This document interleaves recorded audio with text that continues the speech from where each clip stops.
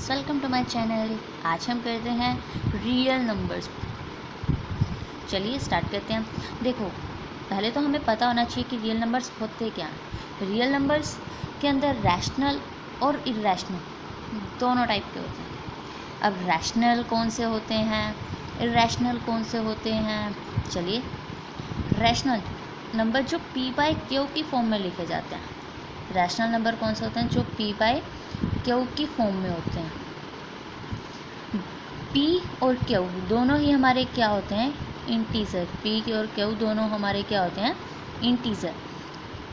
और q not equals to 0। Clear?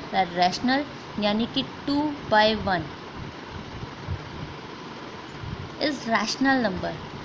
2 भी और 1 भी दोनों ही क्या है? हमारे इंटीजर हैं। और जो q है वो क्या नहीं होना चाहिए? 0 नहीं होना चाहिए। 1 0 के इक्वल नहीं है, तो 2/1 is rational number. Clear? Next है मीन्स रियल नंबर में हमारे इंटीजर्स भी हो सकते हैं, यानी कि -2 0 1 नीचे 1 लगा दो। क्यों क्या है? 0 ही तो नहीं होना चाहिए। फ्रैक्शंस की फॉर्म में हो सकते हैं। यस, रैशनल नंबर फ्रैक्शन की फॉर्म में ही तो होते हैं। देखो 1.2 यानी कि 12/10 बन गया rational number. 1/2 it's also rational number. Rational number कौन से होते हैं? रूट वाले, √2 √3 √4 √5 so on. Pi all are real number. ये सारे ही हमारे क्या हैं? Real number. चलिए अब हम करते हैं रियल नंबर्स। 10th क्लास में इतना ही आता है रियल नंबर्स पे कि हम इस जो चैप्टर में ना 2 प्रॉपर्टीज़ करेंगे। First is Euclidean division algorithm और second fundamental theorem of arithmetic. Euclidean division algorithm क्या होती है? देखो, ए और बी कोई दो मेरे पास इंटीजर हैं, ठीक है। अब देखो ए मेरे पास कोई इंटीजर है, देखो ए मेरे पास, देखो पहले तो ए और बी कोई दो इंटीजर्स हैं। ए को कोई नंबर डिवाइड कर रहा है बी, ठीक है। तो मेरे पास कोई ना कोई रिमाइंडर आएगा, कुछ ना कुछ क्वोशिएंट आएगा। क्लियर? आप देखो तो हमें यूक्लिडियन डिवीज़न एल्गोरिदम जो है वो क्या देगी हमको? ये किसके इक्वल आएगा? a इक्वल्स टू इन दोनों की प्रोडक्ट प्लस रिमाइंडर, यानी कि बी क्यू प्लस में आर किसके इक्वल होगा? हमारा a के इक्वल। क्लियर? नेक्स्ट जो है वो आता है हमारा फंडामेंटल थ्योरम ऑफ अर्थमेटिक। इसके अंदर हम क्या देखेंगे? यानी कि मल्टीप्लिकेशन होगी किसी भी दो पॉजिटिव इंटीजर्स की। याद रखना, पॉजिटिव इंटीजर्स की मल्टीप्लिकेशन। और देखो पॉजिटिव इंटीजर्स की मल्टीप्लिकेशन यानी कि मैंने एक नंबर ले लिया m और एक नंबर ले लिया मैंने n, इन दोनों की मल्टीप्लिकेशन n। इसको मैं ये होता क्या है? कंपोजिट नंबर ही तो होते हैं जो दो की प्रोडक्ट में लिखे जाते हैं। यही होते हैं ना हमारे कंपोजिट नंबर, जो दो की प्रोडक्ट में लिखे जाते हैं, यानी कि 2 × 3। m को ले लो, यही ले लो, 2 और 3। क्लियर? देखो, we use the fundamental theorem of arithmetic for 2 main applications. First we use it to prove the first, हमने उसको क्या प्रूव करना है? irrational. क्लियर? और हाँ, और second we apply the theorem to explore. Second फिर हमने क्या करना है?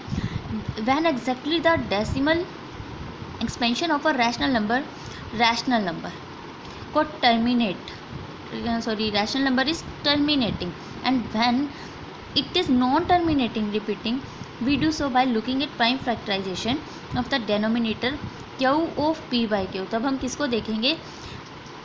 रैशनल नंबर के डेनोमिनेटर को। Then prime factorization of q will completely reveal the nature। Clear? अभी देखो, अब नेक्स्ट टॉपिक जो है हमारा वो है यूक्लिड्स डिवीज़न लेमा।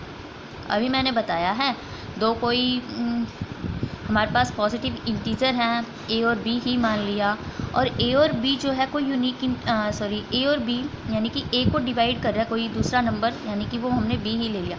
तो हमारे पास जो ऑब्टेन होगा वो क्वोशिएंट और रिमाइंडर होगा, यानी कि वो यूनिक इंटीजर होगा। तो वो एक प्रॉपर्टी जो है, यानी कि वो एक कंडीशन सेटिस्फाई करेगा। वो हमारी कौन सी थी?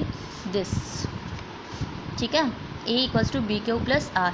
और ये जो r है ये किस किस के बीच में होगा?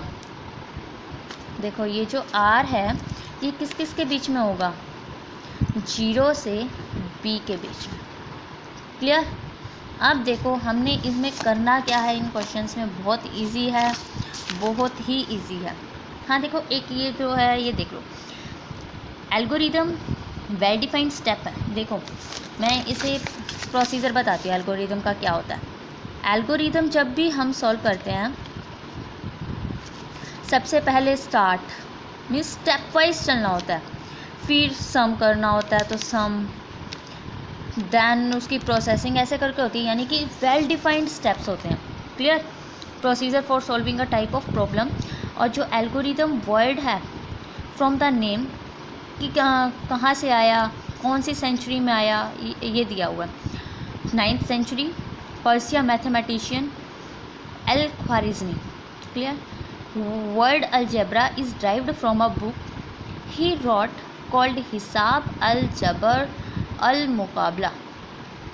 Clear. A lemma is proven statement use for proving another statement. चलिए अब हम एक एग्जांपल करते हैं, बहुत इजी है। देखिए फर्स्ट जो क्वेश्चन है हमारा वो है, use Euclid algorithm to find the HCF of 4052 and 12576।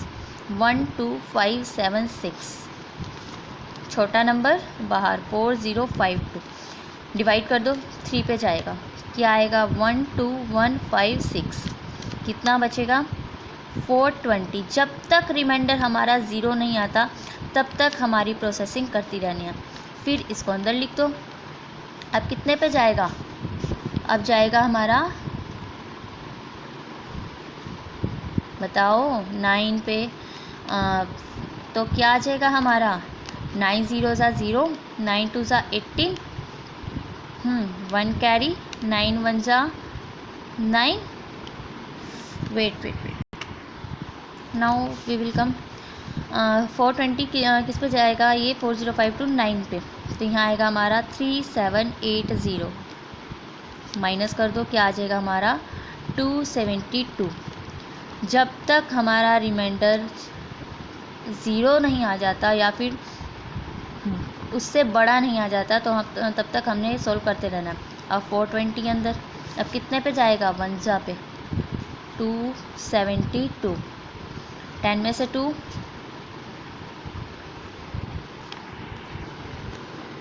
8 4 1 148।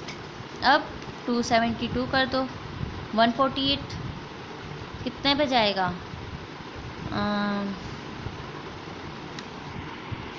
यानी कि ये प्रोसेस हमें तब तक करनी है जब तक हमारा रिमाइंडर क्या नहीं आ जाता 0।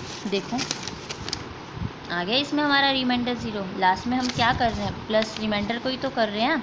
a प्लस में सॉरी a किसके इक्वल आएगा, b क्यूब प्लस में r। दिस इज क्या है, ये हमारा रिमाइंडर। क्लियर। तो ये आ गया हमारा रिमाइंडर 0। तो अब देखो the remainder has now become 0। अब हमारा जो रिमाइंडर है वो सॉल्व करने के बाद क्या बन गया, हमारा 0 बन गया। सो तब हमने अपने प्रोसीजर को क्या कर देना, स्टॉप, थम जाओ। Since the divisor at this stage is 4, कितनी स्टेजेस हो गई देखो, 1 1 2 3 4 5 6 7। Since the divisor at this stage is 4 the HCF is, तब इसका HCF कितना आएगा हमारा 4। नोटिस 24 और 4, 124 और 24, यानी कि इन सब का ही HCF हमारा क्या आ रहा है 4। जब तुम 4th स्टेप के बाद से देखना स्टार्ट करोगे तो हमारा क्या होगा, सबका जो HCF है वो क्या आएगा 4। क्लियर। जब 4th जो स्टेज से हम डिवाइज़र देखेंगे तो हमारा वहाँ से HCF क्या आएगा 4। Euclid division algorithm is not only useful for calculating the HCF of every large number, but also because it is one of the earliest example of an algorithm that a computer had been programmed to carry out. Next हम करेंगे अपनी अगले video में। Bye.